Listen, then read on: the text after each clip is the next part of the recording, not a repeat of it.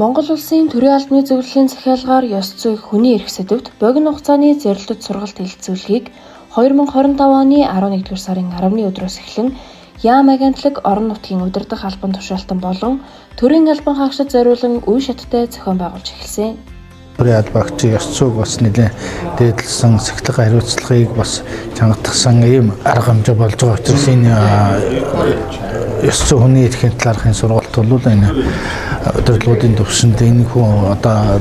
талбарын удирдлага системийн багш нараар одоо ингээд хамтраад энэ хүн сургалтыг цаг үе олсон чухал сургалт боллоо гэж үзэж байна. 2025 оны 12-р сарын 5-6-ны өдрүүдэд зохион байгуулагдсан ээлжид сургалт хэлэлцүүлэгт төрийн албаны зөвлөл, ёс зүйн хороо, удирдлагын систем, хүний эрхийн үндэсний комисс, яамдын төрийн нарийн бичгийн дарга, агентлагийн дарга нар, аймаг нийслэлийн засаг даргын 5-ын газрын дарга, улсын их хурлаас удирдлагын томилогддог байгууллагын 5-ын газар, ажлын албаны дарга нар оролцлоо. Сургалтын төрийн байгууллагад хүний эрхийн зөрчил үүсэх шалтгаан үр дагавар, хүний эрхэд суурилсан хүний нөөцийн удирдлага, эрсдлийн үнэлгээний арга зүй шинжилгээний асуудлуудын хүрээнд мэдлэг ур чадвар олгож бодит кейсээр ажилласан практик агуулгатаараа онцлог зохион байгуулагдлаа.